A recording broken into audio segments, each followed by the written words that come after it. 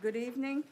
I'd like to call this meeting of the Wilson County Board of Education meeting to order for September 19th, 2022.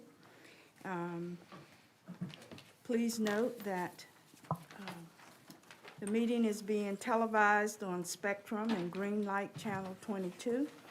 The meeting is being live streamed through the Wilson County Schools YouTube channel. The public can also view the meeting through the links on the Wilson County Schools Facebook, Instagram, and Twitter pages, and the Wilson County Schools website. Members of the board, the first item on the agenda calls for the approval of the agenda. What is your pleasure? Madam Chair, Mrs. Powell? I move we approve the agenda for the September 19th, 2022 Wilson County Board of Education meeting. Second. It has been moved by Mrs. Powell, seconded by, was that Mrs. Barnes? Mrs. Boyette, I'm sorry, that the agenda for the September 19th, 2022 Wilson County Board of Education meeting be approved. Is there any discussion? Hearing none. All in favor of the motion, let it be known by the sign of aye. Aye. Aye. Those opposed, nay. Let the record reflect that the motion carries unanimously. Members of the board and the audience, if you would please join us in a pledge of allegiance to be followed by a moment of silence to be led by Mrs. Boyette.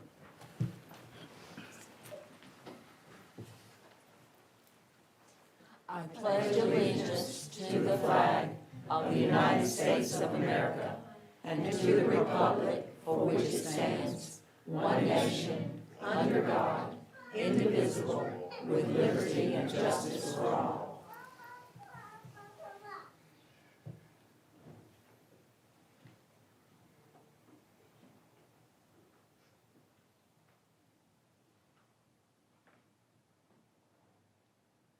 Thank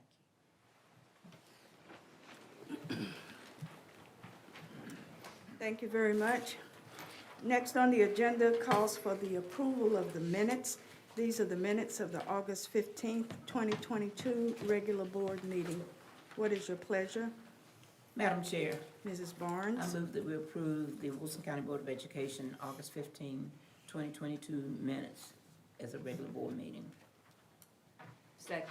It has been moved by Mrs. Barnes, seconded by Mrs. Boyette, that the minutes of the August 15th, 2022 regular board meeting of the Wilson County Board of Ed be approved. Is there any discussion? Hearing none. All in favor of the motion, let it be known by the sign of aye. Aye. Those opposed, nay.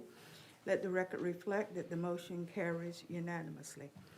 Mrs. Boyette, if you would please assist Dr. Mills in our good news presentation.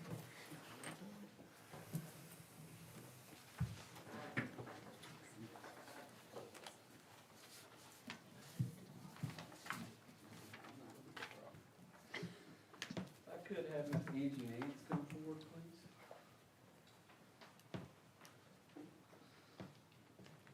Yeah, stay up here real quick. Let me tell you why we're presenting this to Angie tonight. She is the 2022-23 Noma Henderson Leonard and Elsie Brame Hunt Honored Educator Scholarship recipient. Angie Nance, who is an English teacher, avid coordinator, and avid teacher at Hunt High School, that's a lot, has been selected as the Noma Henderson Leonard and Elsie Brame Hunt Honored Educator Scholarship recipient. Governor Hunt and his wife Carolyn established this scholarship to honor their mothers, who are both teachers. They endowed the scholarship to the North Carolina Center for the Advancement of Teaching, or NCAT. Each year, educators from Wilson County Schools can apply for the scholarship. The scholarship recipient is awarded a 5-day seminar at one of the NCAT campuses. Which one are you going to? Not sure yet. Not sure yet. They're nice locations. The scholarship covers the costs associated with the teacher's participation in the session, as well as food, lodging, travel, and payment for a substitute teacher. The recipient also receives $250 for use in their classroom. Ms. Nance is very deserving of this honor, and she's planning to attend a session in the spring. So congratulations to Angie.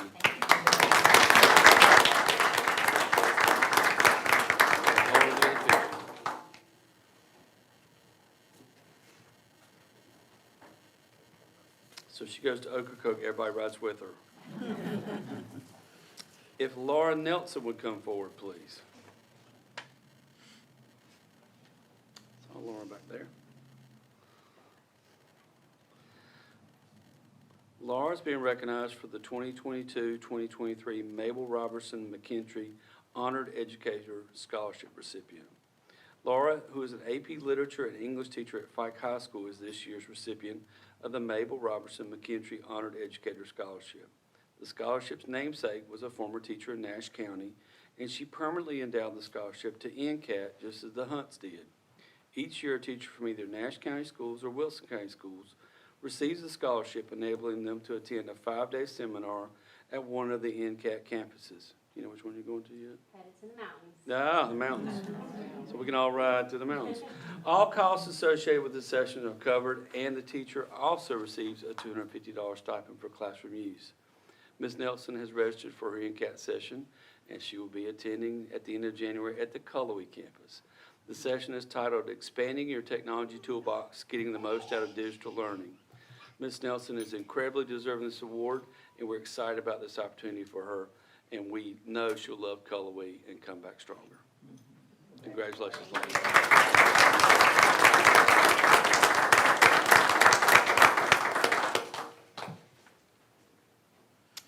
And Miss Virginia Shreve. Saw her. Hey, Miss Shreve. She is being recognized for Communicating with Confidence Teacher Champion. Ms. Virginia Shreve, who is an English and AP seminar teacher at Hunt High School, volunteered to work with the Wilson Education Partnership on a new initiative last school year. Keyword there is volunteered. She incorporated a program called Communicating with Confidence into her English 3 curriculum to enhance the communication and soft skills of her students. The skills will assist them in areas such as writing resumes, writing emails, identifying their strengths, setting goals, and preparing them for any face-to-face communication, including tips for in-person job interviews. WP provided resources and a stipend for Ms. Shreve, and she did a great job taking the initiative to the next level. I sat beside her in a recent meeting, and let me tell you, she did.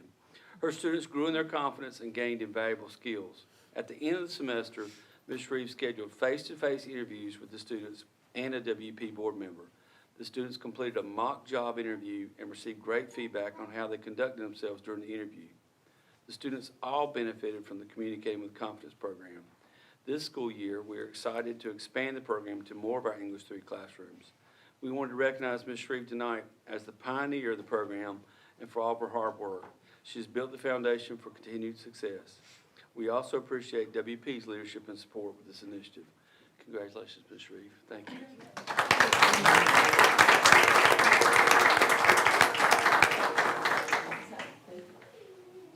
Thank you, board members. That's all for now. Thank you so much. Congratulations to each of the recipients for their good news commendation. Next is the chairman's report. And first, let me, and I see Ms. Williams in the audience, let me congratulate Ms. Williams and WEP on their recent fundraiser, the Pumpkin Prince Contest. And congratulate A.J. Gunter for having won the contest, for our own Mr. Breen for coming in second in the contest. And we know that the funds raised will help WEP in carrying out its programming to assist our teachers as well as our students. Congratulations on the successful back-to-school conference for our teachers that was held last month. We congratulate the teachers, staff, and most of all the students on the performance that you'll be hearing about in just a few minutes on the summer launch programs. And we had the opportunity last week to do a walkthrough of the new Watt building. Absolutely fantastic. We look forward to that date in February when things are completed and the students have a chance to move in. The students did get a chance to walk through the building with us, and it is going to be absolutely phenomenal. So we thank everybody who is involved in that process. And that concludes the chairman's report, so I'll turn it over to Dr. Mills for his superintendent's report. Thank you, Madam Chair, board members, audience members. Board members, this is not an event for your calendar, these new mics. But I did want to make you aware that myself and several other administrators will share career and technical education highlights at tomorrow night's Industrial Management Council meeting with local business leaders. And we're also going to discuss opportunities that exist for our business partners to collaborate with us to build a sustainable workforce for our community and partnerships for our students. I did want to share a quick update on some grants that we've secured. Those are always good pieces of information to have. We recently were awarded 4 grants that are funded through the ARPA or ARPA and ESSER 3 funds.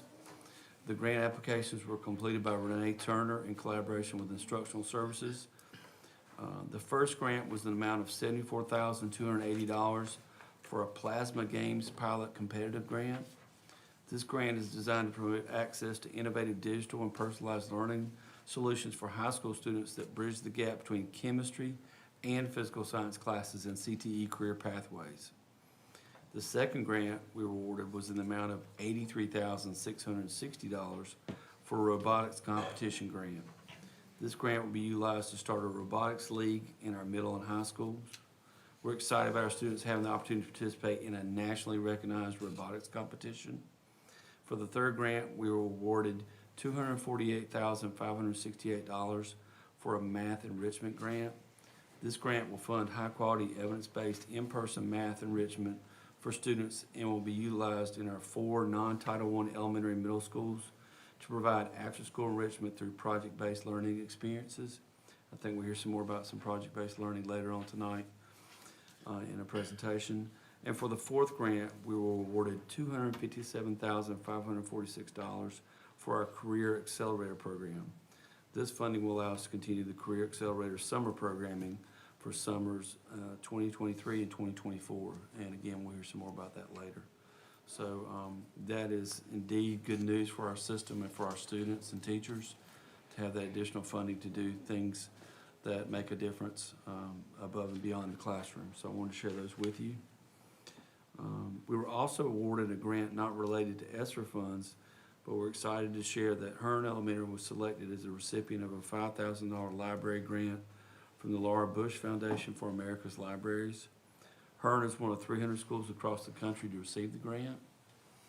We're also going to match the funding as a district, and the funding will enable us to enhance the media collection and add resources that support, promote literacy as well as STEM lessons.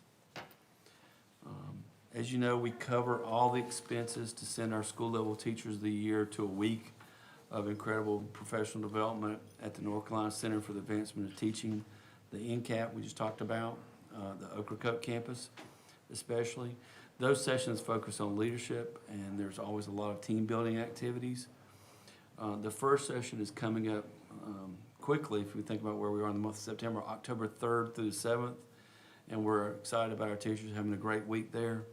We worked with NCAT, or Ms. Lynch did, to secure 2 weeks, a week in October and a week in November for our current teachers of the year and for our past teachers of the year who were not able to attend previously due to the pandemic. So we're catching everyone up because everyone should be able to have that experience, especially our teachers of the year, and we felt that was important to circle back and get those folks involved. Board members, you'll receive some more information about this event, but I want to make you aware on October 14th, there'll be an advanced teaching role sharing session at Lucama. That's from 9 to 2.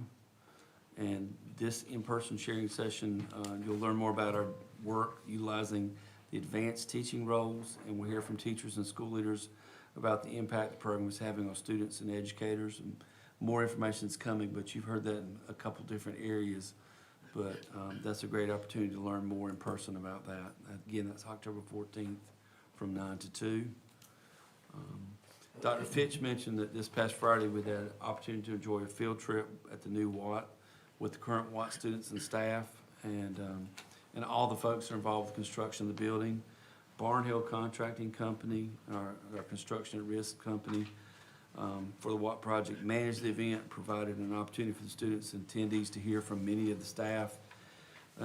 Their staff specifically, including the Director of Visual Construction, I didn't know there was such a thing, which included the demonstration of a drone inside the gym. Alicia Kerwin from Skinner, Farlow, and Kerwin shared the architectural process, and Barnhill's Safety Training Manager discussed their role. Steve Campbell, the President of Progressive Design Collaborative, demonstrated their visual engineering process. Again, that was amazing. The students were even challenged with a STEM activity before the tour and lunch. It was a really outstanding day and event, and the students and adults were definitely impressed with the new Watt. I wanted to thank the board members for being in attendance, and Drew Wilson for the Wilson Times for being there to take pictures and reporting as well. Barnhill really went above and beyond with the event, and so I think they should be lauded and congratulated when you see them. It was excellent. We do need to select some dates for discussing next steps for our capital planning regarding school facilities and get that process back on a regular schedule. We have a joint meeting with the county commissioners, as you remember, on October 6th to discuss projects. So we'll be sharing information later in the committee meeting about a new source of capital funding, and but also we need to get back on that process that we had worked through. So I wanted you to look at your calendars and see some dates over the coming months, and then we can work through a schedule further out to go ahead and get those on our calendars, because I know they fill up quickly. October and November especially, I know are bad months for the board in terms of your calendar is full with some state level meetings and other things, but I do think probably sometime late October might be good to have our first initial meeting to get back in the process, and we could come with some prepared dates then, but I didn't know what everyone's calendar was looking like sometime around there.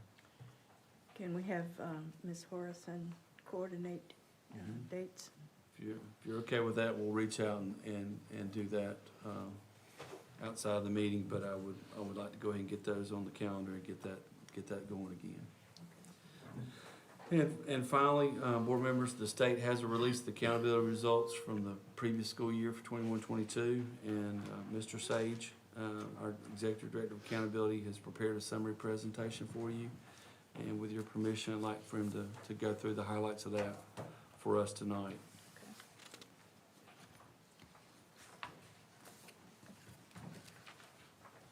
Madam Chair and member of the boards, good evening. I'm excited to be with you. I've had this good news for a while, and I finally get to share it. All right. We're happy to have you share. So some accountability highlights. Wilson County Schools has increased our overall grade level proficiency by 9.8%. And so we went from a 40 last year to a 49.8. And that's one of the top 12 gains in the state. We knew it was going to be good, and we just had to wait and be able to see how the rest of the districts did. So we're really excited about that. We've also moved up in our state ranking of all 115 school districts. We're now number 56th in the state, and we got our eyes on who's next. And at this point, we're only 8.1 points away from a top 20 ranking. So it really is, just a little bit of numbers goes a long way. So, and for the first time that I can remember, every elementary school in Wilson County either met or exceeded growth for the 21-22 school year.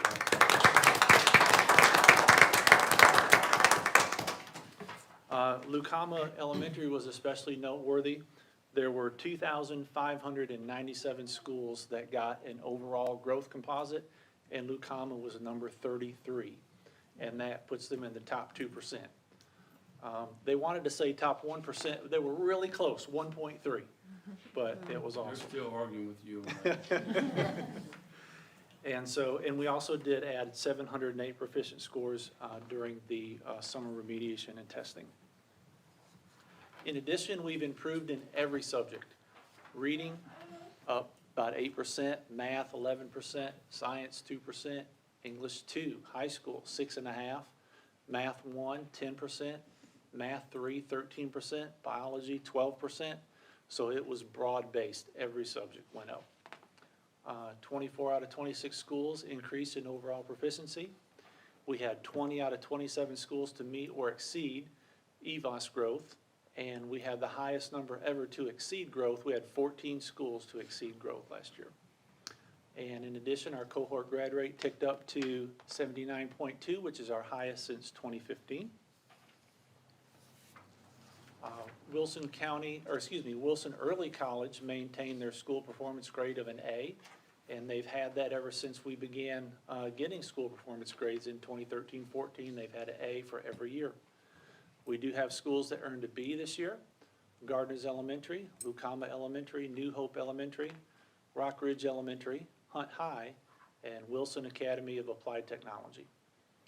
And then also in our first year of operation, our Wilson Academy of Virtual Education earned a C and also met growth. And then the next slide there is just an overall picture comparing performance, and you can see all the greens that we have there in terms of exceeding last year. So our testing performance data, this one here, you've got the information where you can go through with a fine-tooth comb and look and see how every school is doing for every subject. Probably the easiest for this meeting would be to look at the far right column and look at the district, and we can see that for third grade reading, that has gone up. For fourth grade reading, we got quite a nice bump, and we're almost to where we were pre-pandemic. Fifth grade reading. And then the next slide is a combined third through fifth grade reading. That's our elementary reading results.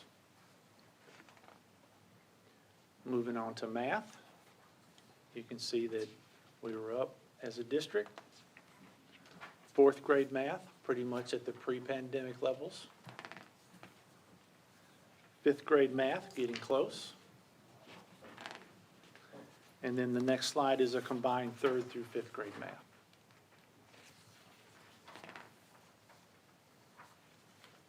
We had a good bump in fifth grade science as well. And then we move on to the middle school results.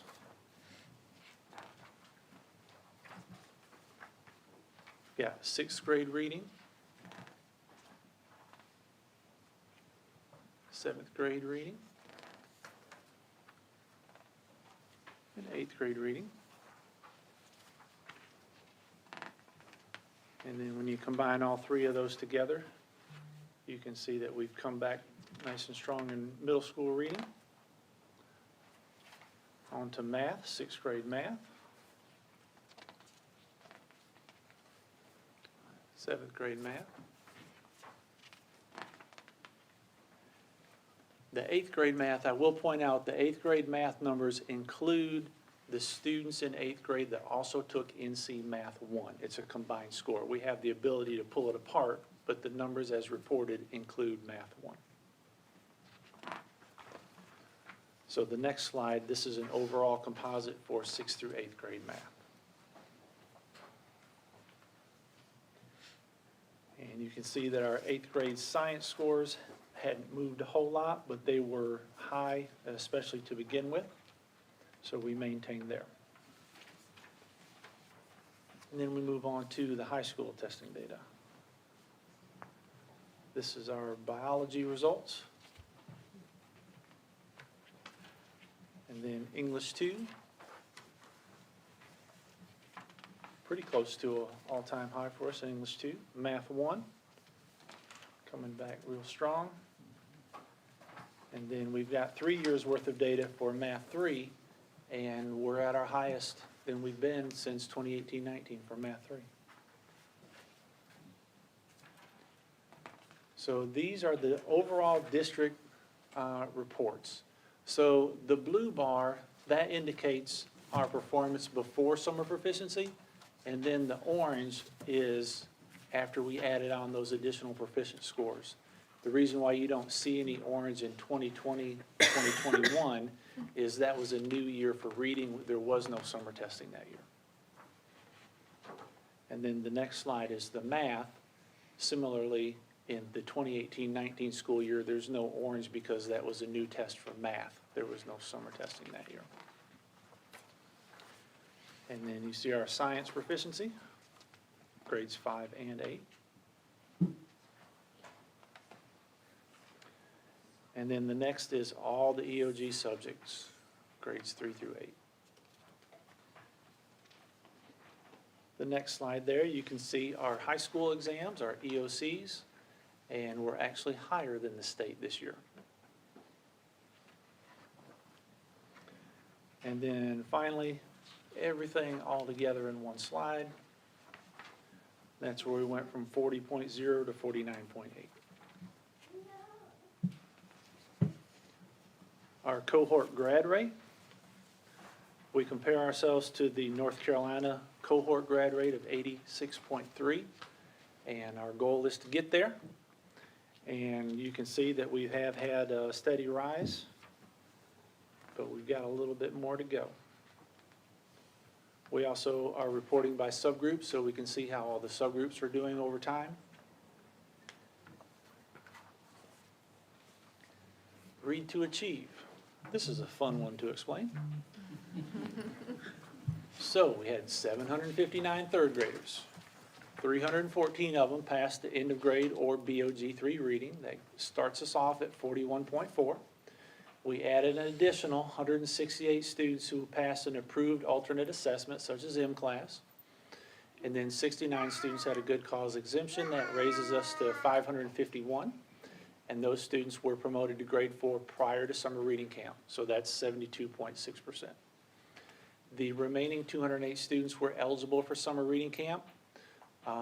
26 passed in summer reading camp, and 162 attended. So that leaves us with 577 were promoted after summer reading camp, or 76% proficient according to the Read to Achieve law.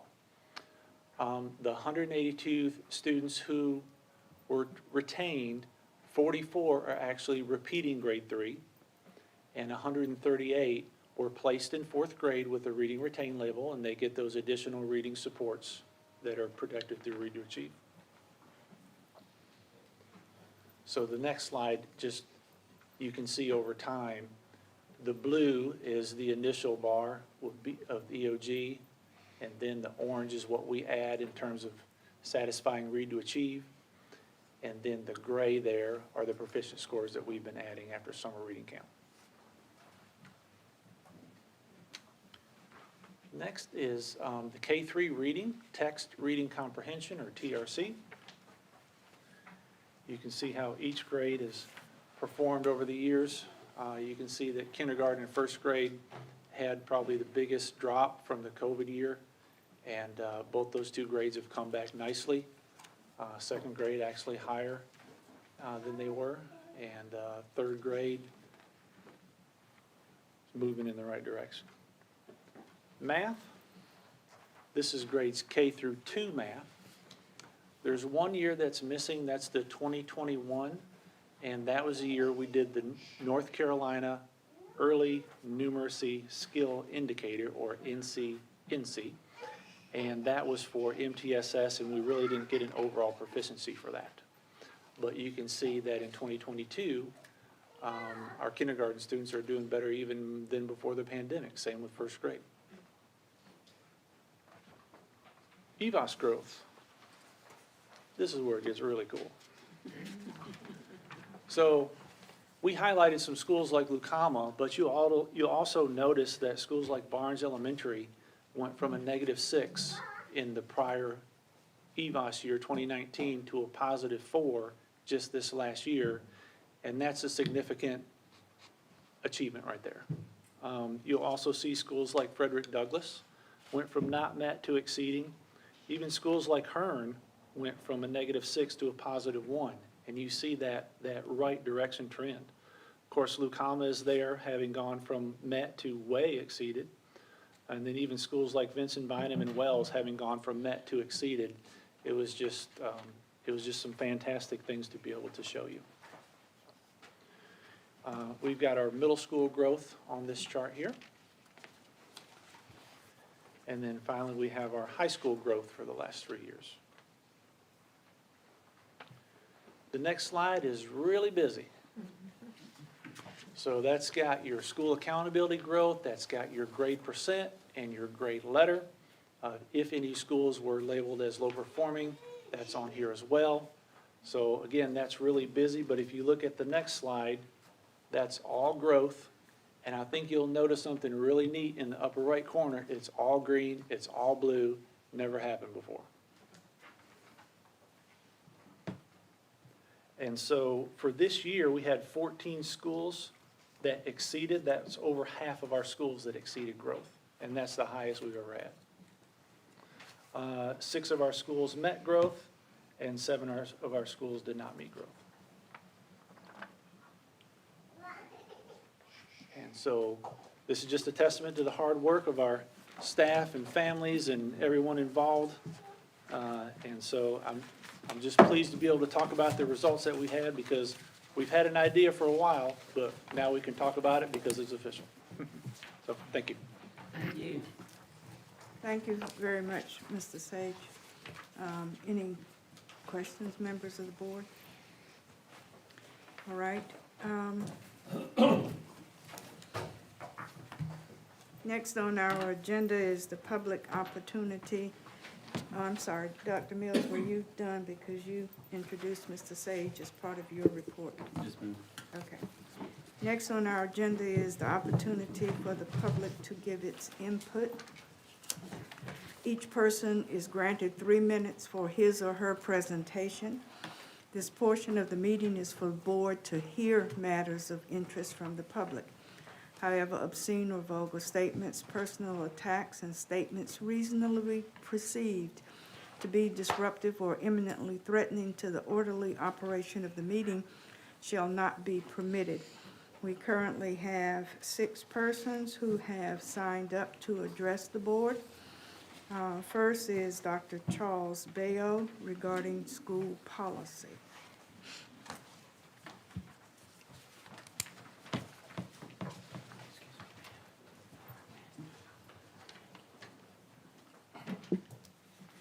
Good evening.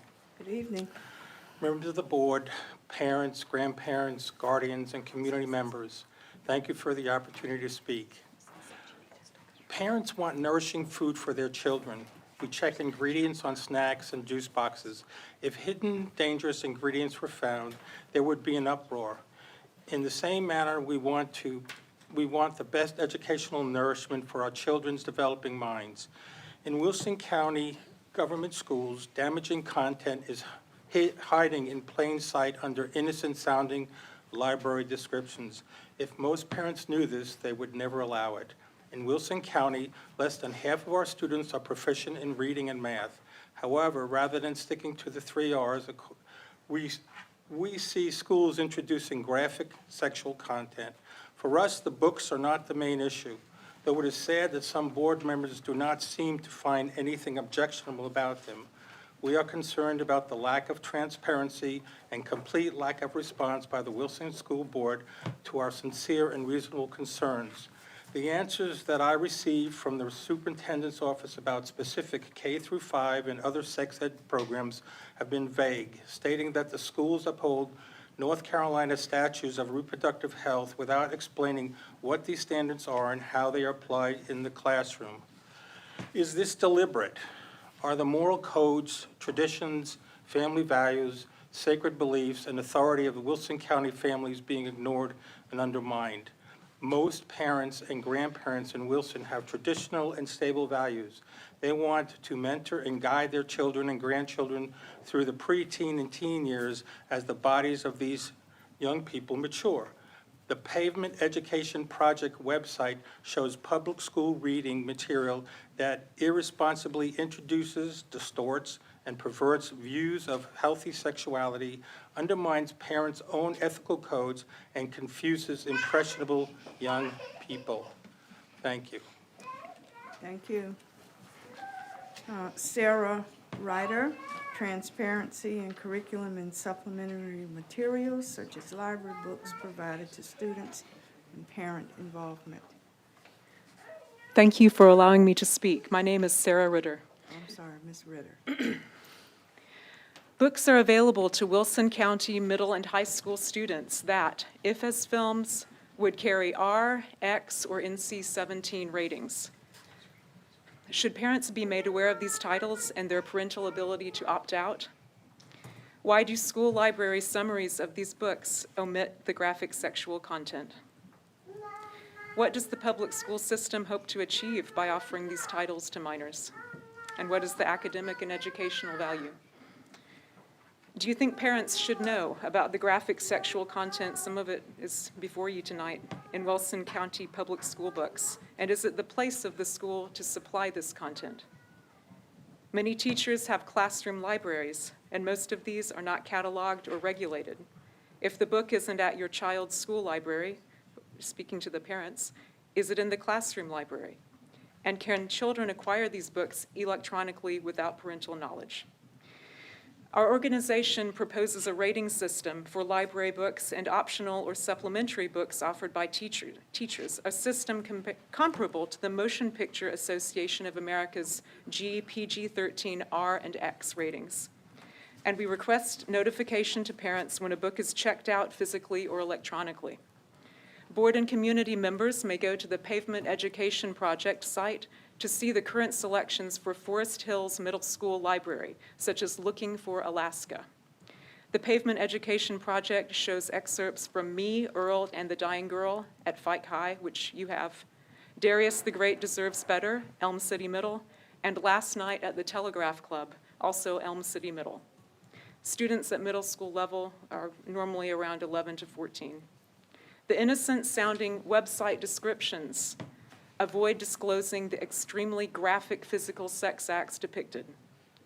The Wilson Times told us the Miller three-prong obscenity test was too complicated for ordinary people to apply and that legal training was needed. To the contrary, Miller allows the average parent or grandparent, like us, to apply contemporary community standards that would find the work taken as a whole appeals to the prurient interest. And you have some selections from these books I mentioned in front of you. Thank you. Thank you, Ms. Ritter. Jane Cookson regarding school policy.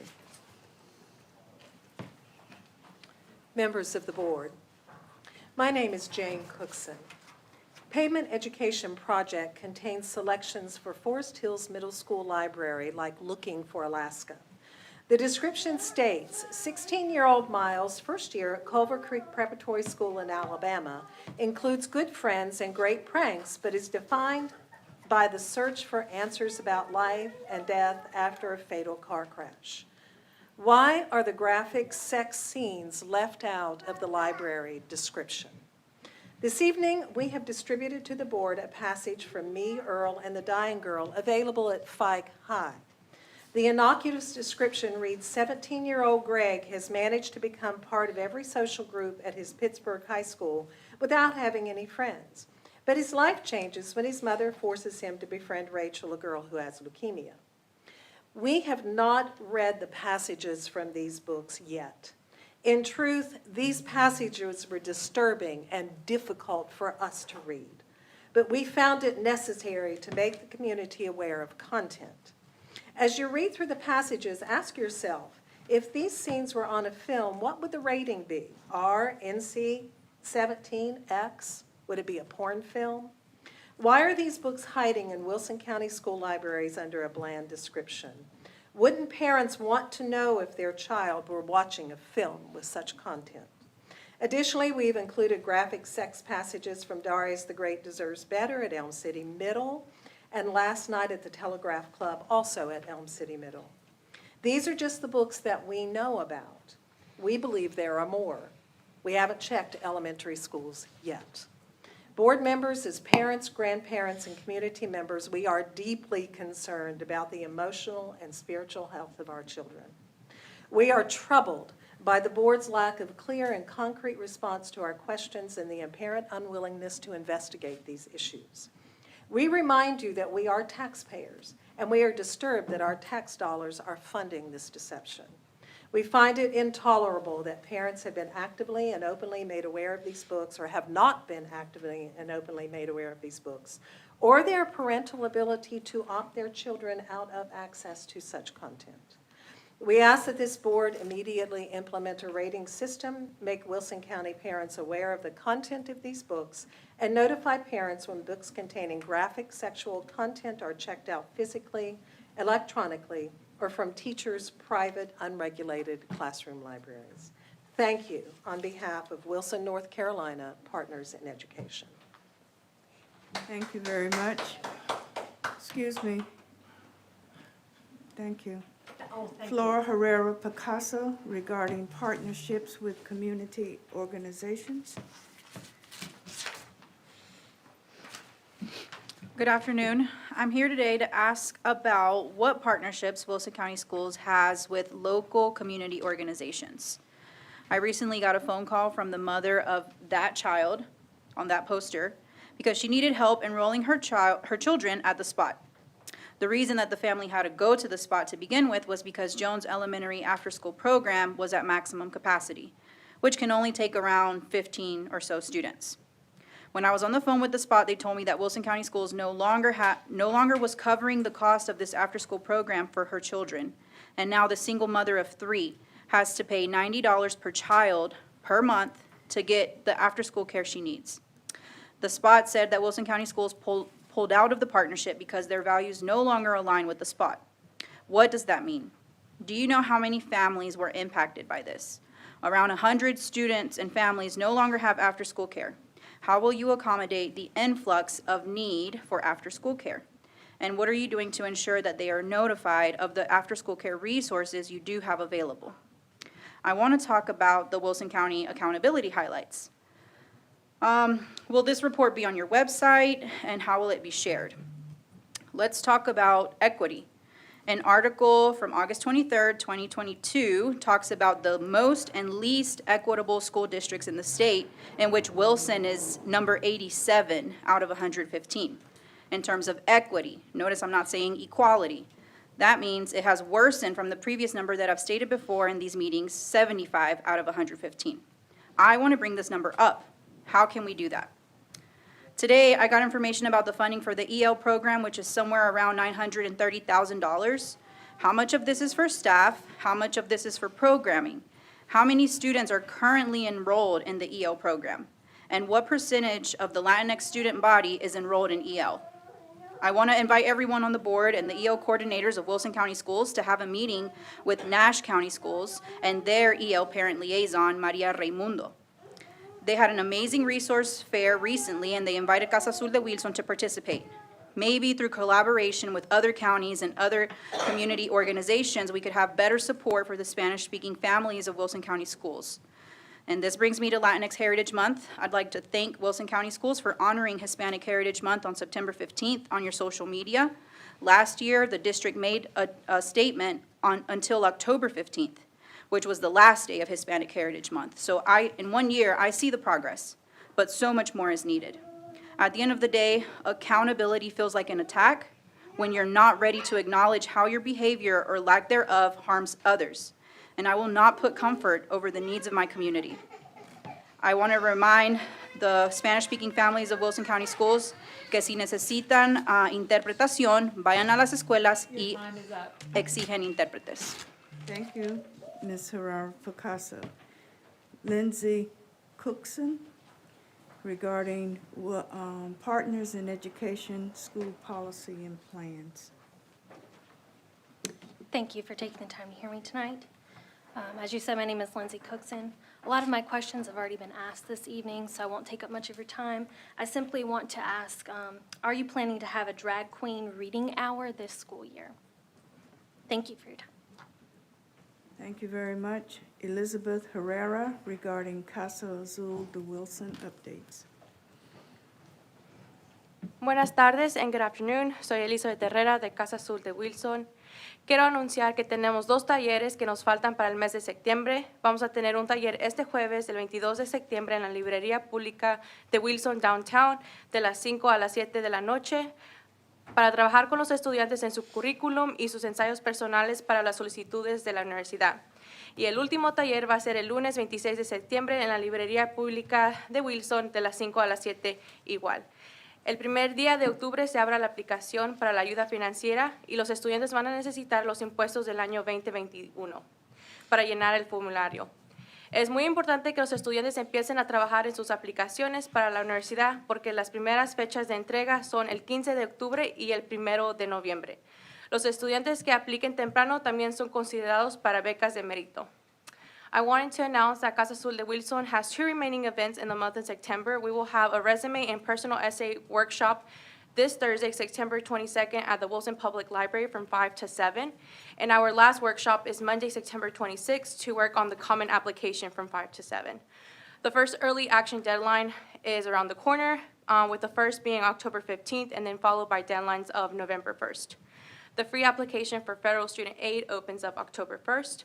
And unfortunately, I still have not received a response from Wilson County Schools concerning my public input last month.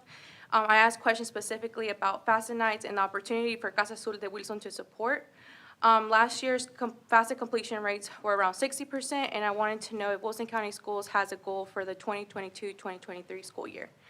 And lastly, I do have a couple questions. I would like to ask the amount of days that seniors may use to tour college campuses. What is the protocol for students to ask for these days? I would also like to know the policy for outside organizations to host voter registration drives at each respective high school.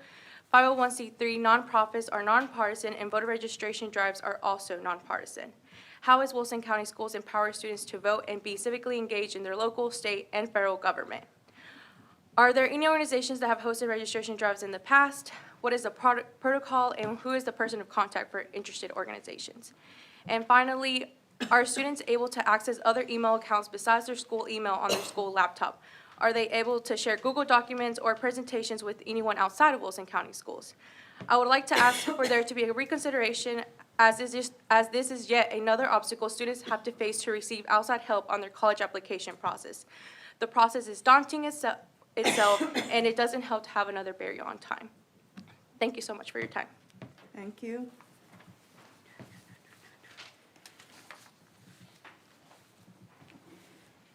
Members of the board, you've heard the issues raised. You have several options for consideration. One is to direct the chairman to respond to the concern on behalf of the board, direct the administration to respond to the concern, refer the matter to a board committee, refer the matter to the administration, or place the matter of concern on the agenda for a future meeting. What is your pleasure? Madam Chair, Mrs. Powell? I believe to direct the administration to respond to all of the opinions and comments. Is that the sentiment of the board? Yes. Yes. All right. Here is your list. You're welcome. Thank you. Next on the agenda, our committee reports, Administrative Services Committee, Mr. Mercer. Thank you, Madam Chair. The Administrative Service Committee met this afternoon, and we discussed one information item and 4 action items. The first information item was contracts requiring board notification. And it had, we had 3 of those. We had one with the Hill Group, the comprehensive salary study with advisory consulting services. And that was regarding salaries and the salary scales for classified employees. And that was not to exceed $31,250 plus travel cost and otherwise mileage. Dr. Williams, you have anything you could add to that, or Phil? No, sir. No. Any board members? Hearing none, let's go to the second one. The second one was Navigation 360, which is Alice training, and that deals, I think, with emergencies and procedures and training. Yes, sir. Critical instant response, active shooter drill. Yes, sir. And that was a $49,387 for 3 years, spread over, and the cost spread over 3 years. Yes, sir. Any additional comments or questions from the other board members or administration? The third one was, is it Laurel Medical Corporation, which is the, well, it's 3 groups that are providing furniture for our WAT program, particularly the health occupations equipment and furniture. And that was in the amount of $84,866.54. Any comments or questions about those? Okay, hearing none, let's go to our first action item, excuse me, which is a contract requiring board approval. This contract is with Communications International, which is a purchase of radios to go on the buses. And these radios, through the discussion I learned, have been checked or tested to make sure that they can have good reception across our county, take into account distance, elevation, and otherwise. And there also, the plans have been such that the interactions will be, can be monitored by the sheriff's department. I don't know, do they include law enforcement? Period, city and sheriff's department. They can go to a band so they can interact with other people, I think. Yes, sir. And so it's going to be a big service to have quicker reactions to school buses that have situations. That's in the amount of $100,579.38. Any questions or comments? Hearing none, on behalf of the Administrative Services Committee, I move that the full board approve the contract with Communications International for bus radios at $105,579.38 be approved. Second. It has been moved by Mr. Mercer, seconded by Mr. Breen, that we approve the contract with Communications International for radio for our buses. Is there any discussion? Hearing none, all in favor of the motion, let it be known by the sign of aye. Aye. Those opposed, nay. Let the record reflect that the motion carries unanimously. Mr. Mercer? Thank you, Madam Chair. Our second action item is a resolution urging support and funding for child nutrition and the school's meals program. If I understand this correctly, it's a movement across the state to get everybody involved to support the idea of the federal government helping assist with child nutrition. At this point, 18 of our schools already are, it's provided at no cost. But this, if this were to be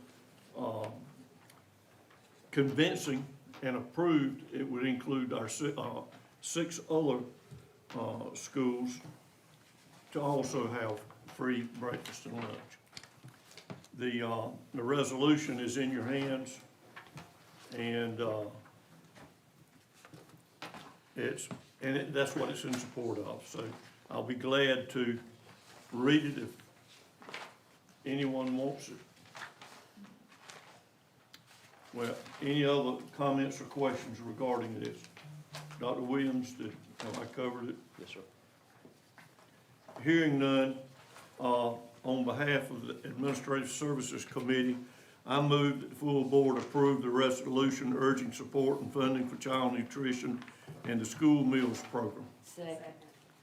It has been moved by Mr. Mercer, seconded by Mrs. Powell and Mrs. Boyette, of the resolution of the Wilson County Board of Education urging support and funding for child nutrition in the school meals program. Is there any discussion? Hearing none, all in favor of the motion, let it be known by the sign of aye. Aye. Those opposed, nay. Let the record reflect that the motion carries unanimously. Mr. Mercer? Thank you, Madam Chair. Our third action item is 2022-2023 budget amendments. These, we have two. The first one being Amendment 101, which is State Public School Fund. And it is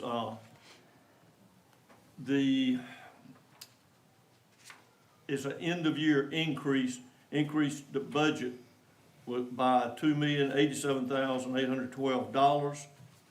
And that was budgeted for items such as salaries, benefits, supplies, contract services, etc. Any questions or comments about Amendment 101? Amendment 801 was a local special revenue fund. It increased by $66,118.85. And it was budgeted for items such as salaries, benefits, supplies, contracts, services, etc. Any comments or questions? Hearing none, Madam Chair, Yes. on behalf of the Administrative Services Committee, I move that we approve Budget Amendment 101 and 801 as recommended by administration. It has been moved by Mr. Mercer, seconded by Mr. Breen, that the board approve the 2022-2023 budget amendments, 101 for the State Public School Fund and 801 for the Local Special Revenue Fund. Is there any discussion? Hearing none, all in favor of the motion, let it be known by the sign of aye. Aye. Those opposed, nay. Let the record reflect that the motion carries unanimously. Mr. Mercer? Thank you, Madam Chair. Our fourth and last action item is prioritization of remaining capital projects from the high school tours. Now, the high school tours, the remaining objectives regarding that are science labs in all three traditional high schools be refurbished and updated, safety vestibules for Fike and Hunt High Schools, and additional renovations at all three traditional auditorium renovations at all three traditional high schools. We had quite a bit of discussion, and it'll probably take all of us to make sense, and we really did not arrive at a decision as to exactly what to do, but with these items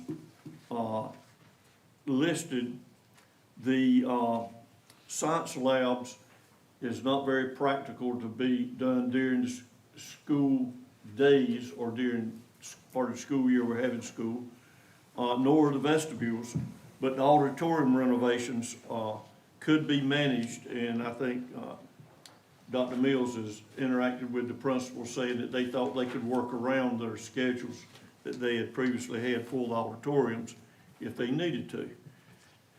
The amount of money we have is approximately $2 million, and we also discussed that it would probably require that much to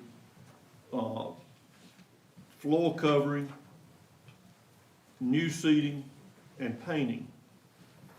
But that also would leave needing to be done lights, sound systems, stage updates, curtain updates, maybe some access things that we would really should try to do. And the best I recall, and to sum it up, would be while all of those are important, and there also are some public funds that we need to apply for, and we're in the process of applying for, that could help with classroom improvements or additions, could help fund the labs at the three traditional high schools. With all that being said, I took away that we needed to proceed with the application for that. We needed to find out what it's going to cost as best we can to do each of these projects. And with the auditoriums, the items I mentioned, the painting, the floor, and the seating, also find out what it would cost to do the other things in case the funds are available or become available. That's my take from it. I appreciate the other board members to add clarity to that if they would. Oh, I couldn't have set up better myself. I doubt you say that seriously. But from my recollection, what the thought process was that the safety vestibules are very important to us. The science labs are very important to us. We still got the Hunt Track project that we talked about that's also very important. But that the Hunt Track project wasn't necessarily practicable given the $2 million that we have currently. Rough estimates, especially with the Bedingfield project, that's been in excess of $2 million. So based on the list that Mr. Mercer articulated, and because we can't start the science stuff, the science lab renovations and the safety vestibule creations, we were gonna start with auditoriums, but be in the process of designing all three so that when those funds come available, we're ready to roll. Can we do it? We did it. Anybody wish to, So are we taking that as a form of a motion? well, that'd be fine with me. Yeah, that was my motion. That's a motion, I'll second Oh, it. thank you. Restate that.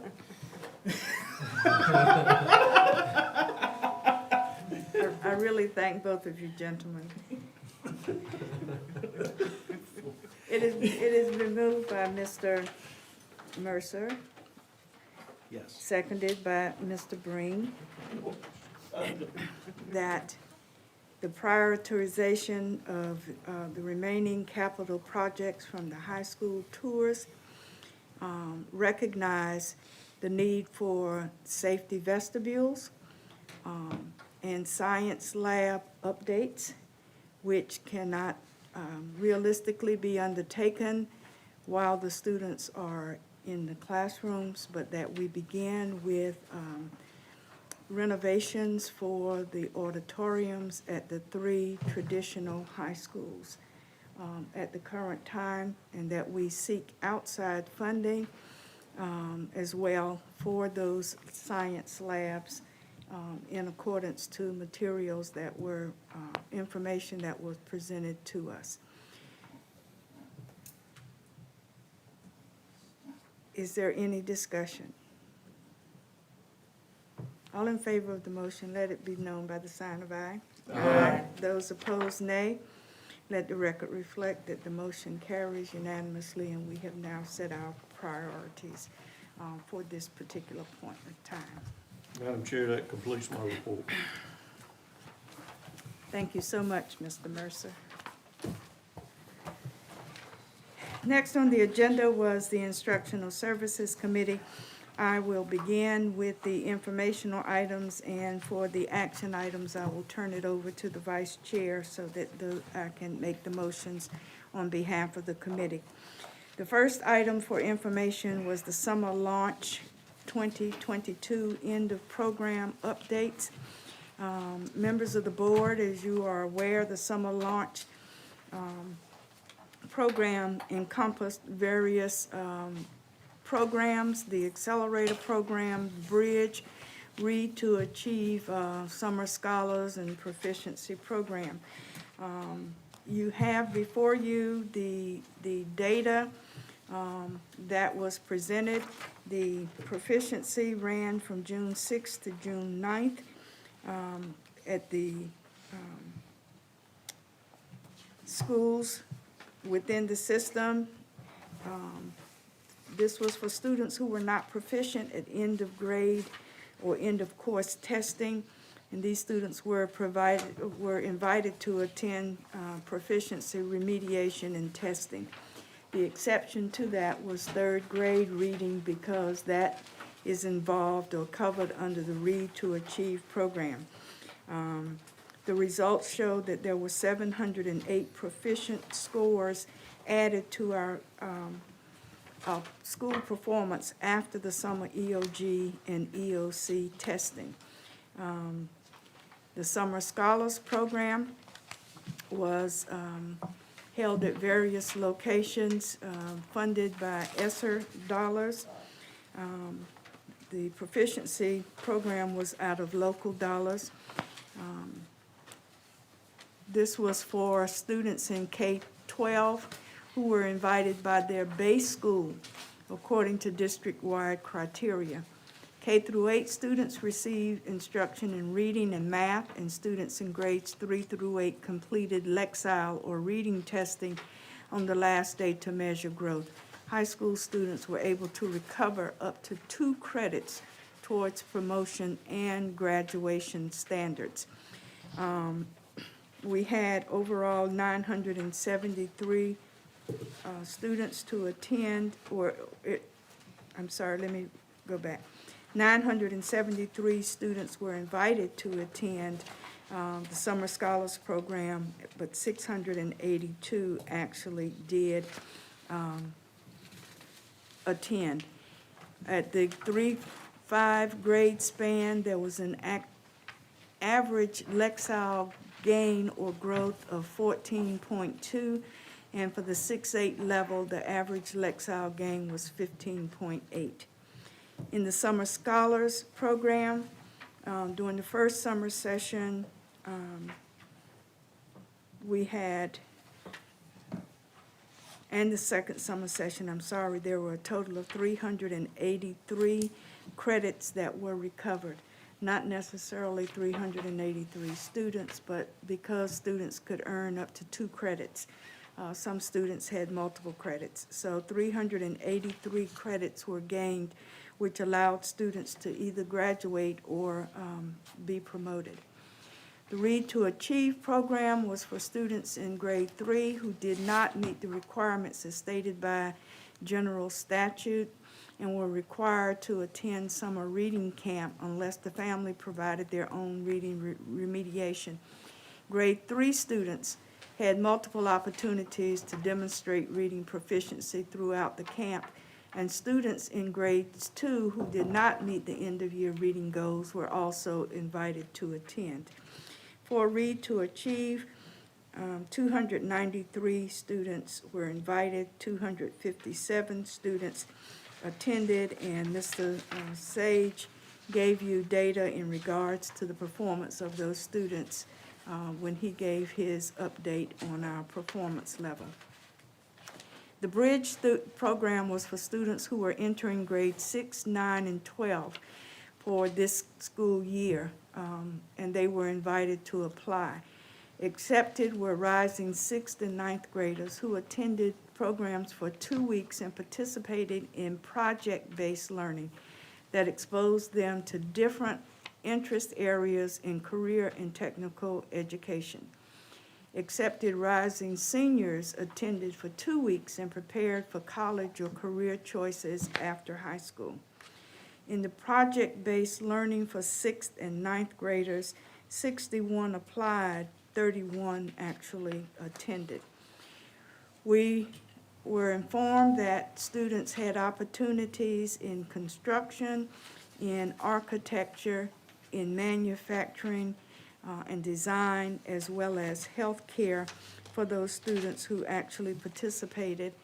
Also, video game design and video production. Students in construction learned to use tools to build little free libraries, and there will be 4 little libraries that were built that will be installed throughout Wilson County. This is where students can take a book, leave a book, and it's free, and it's open, and people can donate 24/7. In architecture, the students learned about 3 countries that suffer from world hunger, and the students who participated there used engineering design process to both plan, design, and build a greenhouse model that would be sustainable in the country that was assigned to them. Under manufacturing and design, the students were tasked with designing fruit packaging that would keep their choice of fruit fresh the longest. They used the engineering design process to plan, Tinkercad software to design their creations, and they used 3D printers to actually build the designs that they made and bring their projects to fruition. and the fruits that they chose were starfruit, mango, and grapes. In healthcare, the students explored how to use different health sensors to collect data such as heart rate and use computer code to create interactive human body posters. They assembled 5 prosthetic hands, and these hands will be shipped to persons that are in need in another country. And I think that that is absolutely outstanding. In the video game design, they were dealing with world hunger, and the students learned about website games that donate grains of rice and beans as students correctly answer vocabulary words and math problems. Then the students worked together to create a story and designed their own video games based on the theme of hunger and nutrition. The last area that they dealt with was in video production, where the students learned to conduct interviews and record video using a 360 camera to document all the activities for the camps that they were involved in. Using video editing software, they created a movie for all campers on the last day of camp. Now, the students went a little beyond above all of this that they had done, and remember, this was only during a 2-week span of time. The students then showcased what they had done by presenting to the teachers at the Professional Learning Conference held last month before school started, and they shared all of their activities, which was a learning opportunity for them in terms of standing in front of an audience and presenting, and they were well received. Now, these were 6th and 9th graders. In the bridge for the 12th grade students, the students were entering 12th grade this year, and they applied for a 2.5-week program based on preparing for career choices after high schools. They focused on completing resumes, interviewing skills, and completed applications. 16 students applied, 5 actually attended. Then there was the Accelerator program, where students who entered 6 through 12 were invited to apply for many courses based upon the students' interests. And in the Accelerator program, 176 applied, 80 attended the program.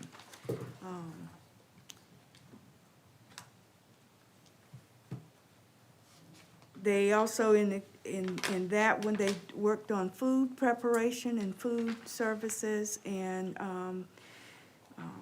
had a successful opportunity there. And also among the Accelerator offerings was utilizing and learning to fly drones. So the students had an awesome time in 21st century summer camps. 3rd through 5th grade students were selected for the 21st century program, and they were invited to participate in camp activities. Approximately 20 students were served per week. The programs offered were dance, tumbling, martial arts, and music. There was a sports camp, and there was a STEM camp. So the students made the most of their offerings.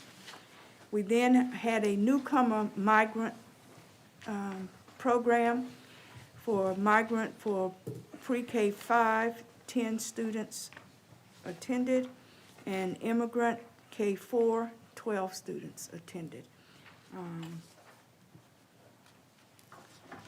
Our teachers were very busy, and in the newcomer program, the students had an opportunity to have a field trip and to go to the aquarium at Pine Knoll Shores, and many of those students had never had an opportunity to be outside of Wilson County, so which was a learning opportunity.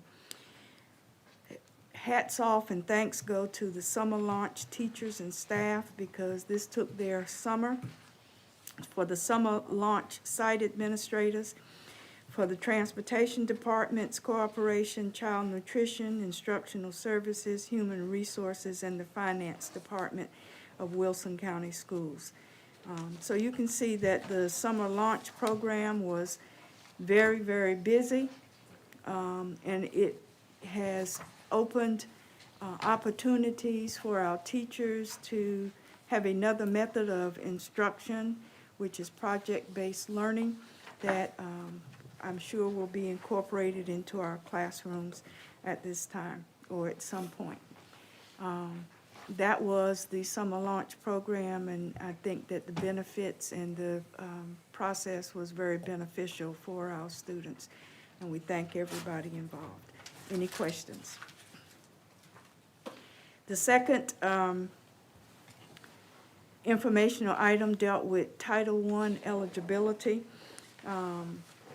When schools have a poverty percentage of 75 or higher, students in those schools must be served. When schools have a poverty percentage of 40 to 74, they are eligible for Title I funding, and schools have to be funded according to rank, order, and grade span. We have just added one other school to our cadre of Title I schools, that being Bedingfield, which means that 15 of our schools are now Title I schools. Okay. Any questions? The last informational item are contracts requiring board notification. There were 3 contracts that were presented.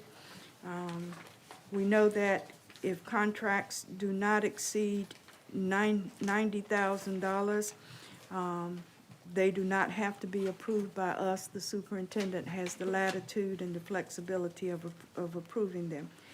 So he has approved 3 contracts, one to Tarboro Pediatric Psychology, and the amount not to exceed $80,000 for psychological, psychoeducational, and early childhood development evaluations for the consultations and observations and report assessment reports. The second is Renaissance for service to be provided in our Star Math subscriptions. We already have contracts with Star Math, and this is another way of adding to those students who are in need. That contract is that contract is in the amount of $52,754. And the third contract is for Scribbles software. This is to complete our digital formatting of information, and the amount of that contract is $64,295.88. Any question? The next is the action items, and Mr. Mercer, I'm going to turn it over to you for the purposes of my being able to make motions. Yes, ma'am. All right. At our last board meeting, we had board policies that were presented as first read, and today we have those same 4 policies as a second read. Please note, the first is revised policy 3102, online instruction. There was one change that was made in line 20 to change the word from exigent to extreme.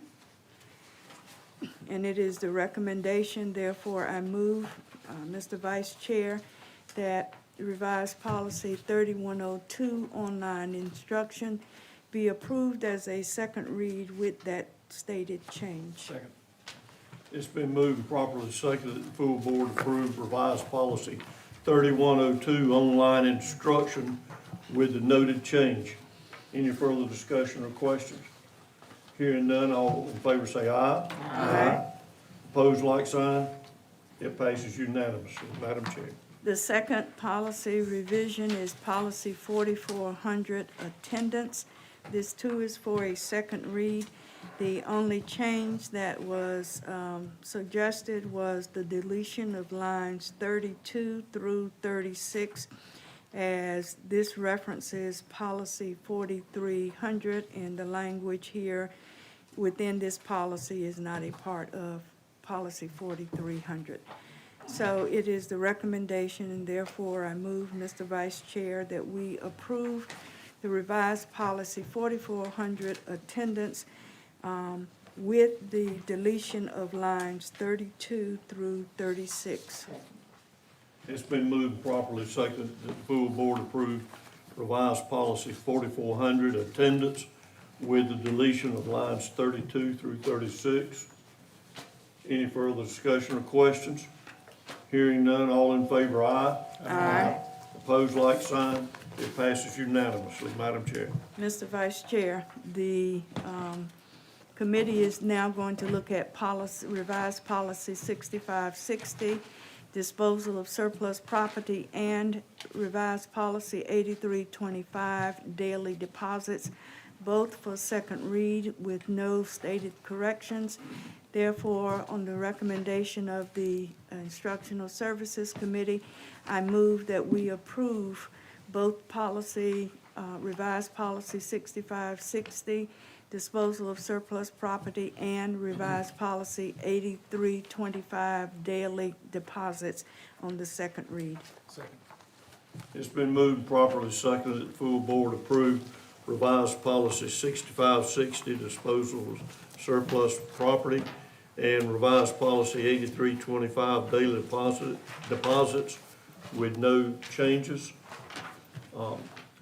Any further discussion or question? Hearing none, all in favor, aye. Aye. Opposed, like sign. It passes unanimously. Madam Chair, it's back to you. Thank you, Mr. Mercer. Members of the board, there is an upcoming North Carolina School Boards Association Annual Conference, and we are asked to name our voting delegates. There are several of you who will be attending. We are eligible for 4 voting delegates, and if we have less than 4 persons, then I'm sure we can, everyone can be a delegate. How many persons are going to be in attendance at that conference, other than myself? I am. Okay, any others? Is it just one day? It's, the delegate assembly meeting is one day on the 14th of November, but the conference is actually 2 days, 2.5 days.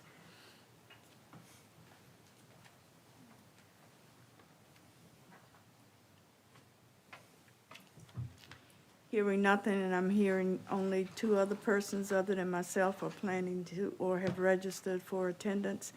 I'm assuming then that the 3 of us will be delegates and the paperwork can be submitted accordingly. Second. This is an action item. Oh, that's an action item.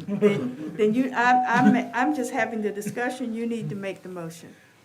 Madam Chair, I move that we name Dr. Christine Fitch, Mr. Henry Mercer, Ms. Deborah Powell as our voting delegates at the North Carolina School Boards Association.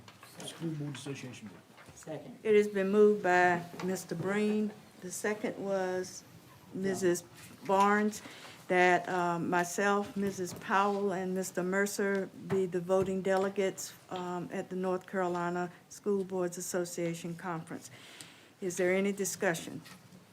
Hearing none, all in favor of the motion, let it be known by the sign of aye. Aye. Those opposed, nay. Let the record reflect that the motion carries unanimously. Mrs. Barnes? Madam Chair, Yes. I move that Wilson County Board of Education go into closed session to consider confidential personnel matters as provided in North Carolina General Statutes 143-318.11A1 and 6 and 115C-319 through 321 to consider confidential student matters as provided in North Carolina General Statutes 143-318.11A1 and North Carolina General Statute 115C-402, and the Family Educational Rights and Privacy Act 20 U.S.C. 1232G to establish or give instructions concerning the Board of Education's negotiating position concerning the potential acquisition and or lease of real property as provided in North Carolina General Statutes 143-318.11A5, to consult with the Board of Education attorney and preserve the attorney-client privilege as provided in North Carolina General Statute 143-318.11A3, and to discuss Wilson County Schools Board of Education versus Jewel Labs Incorporated et al. Is there a second?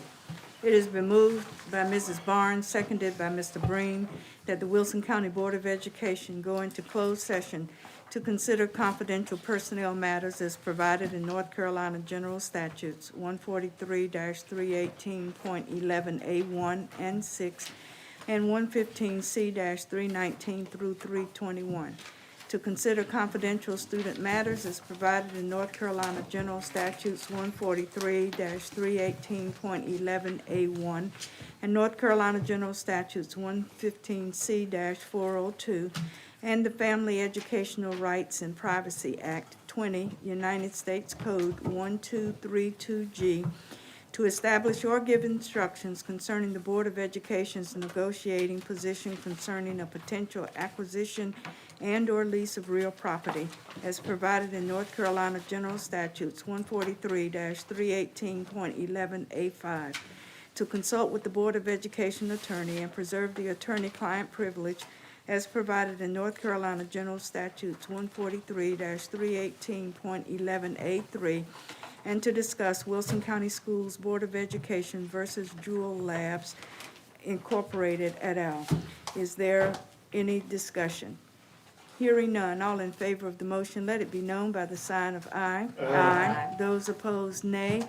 Let the record reflect that the motion carries unanimously. We are adjourned to